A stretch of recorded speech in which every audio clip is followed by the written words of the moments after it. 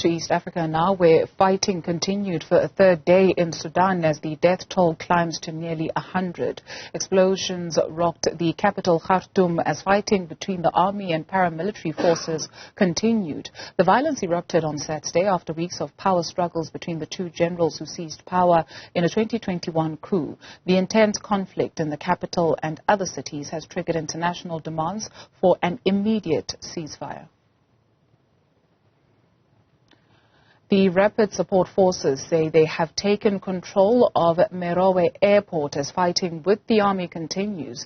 In a video released today, soldiers from the paramilitary force are seen brandishing assault rifles from what looks like an airport. The RSF are being led by General Mohammed Hamad Dagalo, known as Hemedi.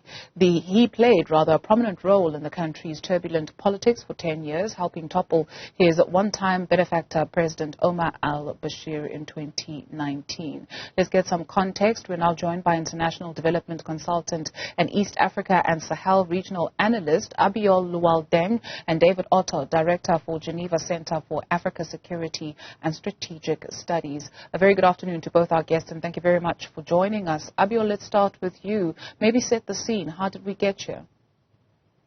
Hi, thank you. Very nice to be here. So as you rightly mentioned, this is in a way a continuation of the coup that occurred in late October 2021. These two generals got together to overthrow al-Bashir and then decided to overthrow the civilian Prime Minister Hamdok. They had agreed that they would work towards a transition to civilian government, but many of the key civilian stakeholders, labor unions, and others refused to participate. And as such, the two have been claiming that they were headed towards civilian rule in the last few months, and yet there has been no sign that they are. And this is all, of course, taking place in the context of shifting geopolitics and the reality that because of the coup and because of the lack of transition to civilian rule, Sudan is under intense international scrutiny. Paris Club has actually prevented them from canceling their debt. They haven't received a lot of the humanitarian and development funding that they normally receive. And of course, in the post-Ukraine war context, humanitarian funding overall has significantly dropped. As a result, the country is facing financial issues and is to a certain extent shopping around and looking at different potential clients in the region and abroad. And so we do see an emergence of different geopolitical actors, such as Russia, China, obviously, but also the U.S., which has recently renewed diplomatic relations with Sudan. David, I'd like to pick up on Abiol's point of financial issues, but also on the geopolitical implications in terms of what this means for the region.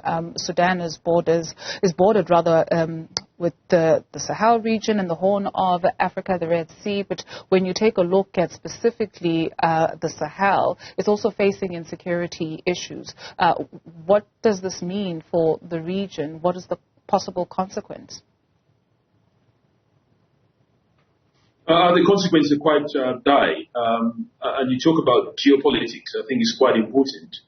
Yes, you had the coup d'etat in 2019 that led to the overthrow of Omar al-Bashir. And of course, the subsequent 2021 military coup against the civilian transitional government. But I think what really triggered this is more or less misunderstanding on geopolitics. Because, of course, when I speak to people on the ground, I think it was the RSF, movement towards the north. The purpose, according to the RSF, was to flush out, some Egyptian forces that were based in that location. But this was not in agreement with General Al-Buhan. He believed that the RSF should not be giving that authorization to deploy its forces towards the north in Marewa to then flush out the Egyptian forces. And this is where some arrest and a surrounding of the RSF base in Khartoum led to the current situation. So just to be very clear, in terms of that immediate cause of what we're experiencing today. But in terms of the geopolitical implication, It's quite, known that, Sudan is a very strategic country.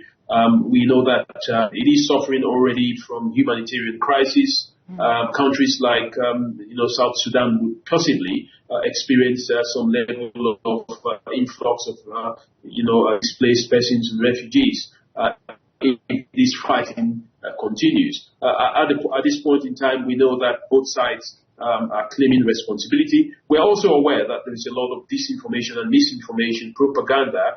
Of course, the first casualty of any war is truth. So there's a lot of implications. But what we know very clearly is that fighting continues, and this.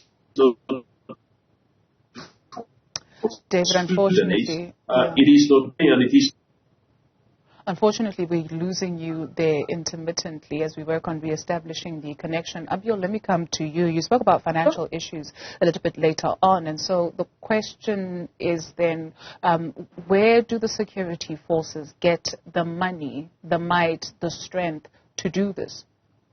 Well, interestingly enough, both sides of this conflict have the same benefactors. In fact, the UAE, Saudi Arabia, are behind to a certain extent both forces. However, of course, as mentioned by David, the Sudanese armed forces, the SAF, led by Al Burhan, have been implicated to have funding from Egypt, and the RSF has claimed to have captured Egyptian soldiers well into Sudanese territory in Merowe over the weekend. This seems to be somewhat confirmed by Egypt, which has said that they are looking into making sure that they remove that they take care of their military personnel in the country. So the financing is coming from those countries, and also to a certain extent, Hemeti Dangolo. He went to Russia to meet with Putin because Russia is interested in the minerals in Sudan, and that was also a meeting that was most likely designed to lead to some financing. For now, we don't really know the full extent, but it also most likely would lead to some weapons because Sudan has been a country that has experienced weapons bans over time. Although, interesting enough, Sudan is also a country that produces weapons. I think we also have to mention the fact that the situation, I know that David mentioned South Sudan. This is extremely important, as is also Ethiopia. And when we talk about the Sahel, we also have to look at Darfur. One of the issues surrounding the RSF is the fact that they contain many members of what was referred to as the Janjaweed, which are the Arab-identifying tribes that attacked Africans in Darfur. And in fact, the conflict in Darfur has been kicked off again since last December. And this is most likely something that has made the regular army comprises quite a lot of Darfurians and traditionally has, and this is something that makes people in that area quite hesitant to warm up to the RSF. Moreover, there is, according to many of the people that I know in Sudan, there is kind of a feeling that Hemeti is not really Sudanese enough. He's maybe a bit of a Chadian. That's kind of a rumor that people spread about him quite a lot. So there's a hesitance to see him as a legitimate leader, president type figure in Sudan. Lastly, I just want to say for South Sudan, this is also a massive issue. South Sudan is an oil-dependent economy. It makes up about 90% of the GDP of South Sudan, and South Sudan's oil transits through Sudan. This also represents an important economic resource for Sudan. So this seems to be a situation in which both sides believe that they'll be able to rapidly take over. And I'm frankly a little bit surprised by the scale of the violence, just how quickly it's happened. And also I'm quite surprised by the fact that they've gone after humanitarians. There were several people from WFP who were killed. There was also civilian and commercial airliners attacked. Saudi Airlines was attacked. This isn't so typical. In the past, in the last type of situations such as the coup d'etat in 2021, the attacks were frankly focused on civilians. So it does seem like the scale of this conflict is quite high. It does seem like the scale of the conflict is quite high. David, there are fears that this could lead to an all-out civil war. Are they warranted, the fears?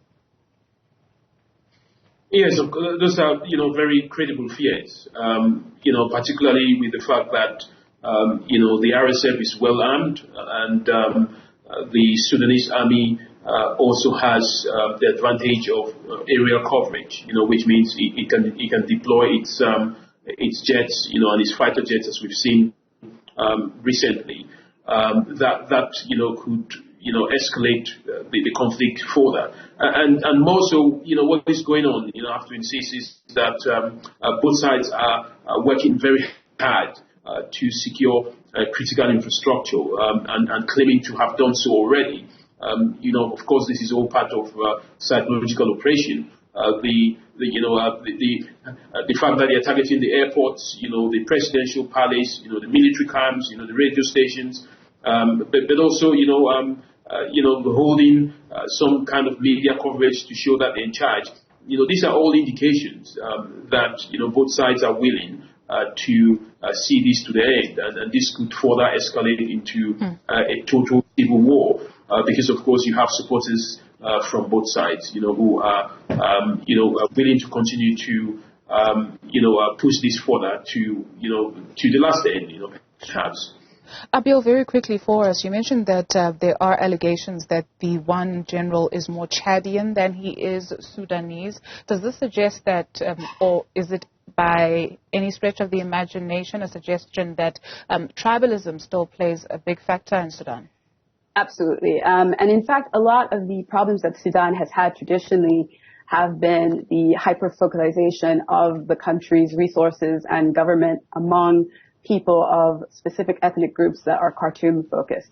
In fact, this ethnic element is a huge part of this conflict, and there is quite a lot of conflict in Sudan currently. There's obviously the Abyei region, which is autonomous, which is disputed between Sudan and South Sudan that has yet to be resolved.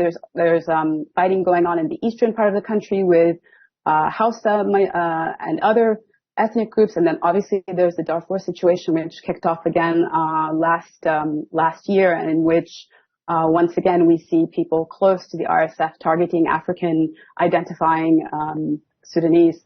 So ethnicity, regional identity, these are huge aspects of conflict in Sudan, always have been, and many of the reasons why the South separated are beginning to be seen again in terms of the issues of the regions versus the centralized power. Thank you very much to both our guests. We appreciate your time. International Development Consultant and East Africa and Sahel Regional Analyst Abiol Lual Deng, and David Otto, Director for Geneva Centre for Africa Security and Strategic Studies. Do stay with us.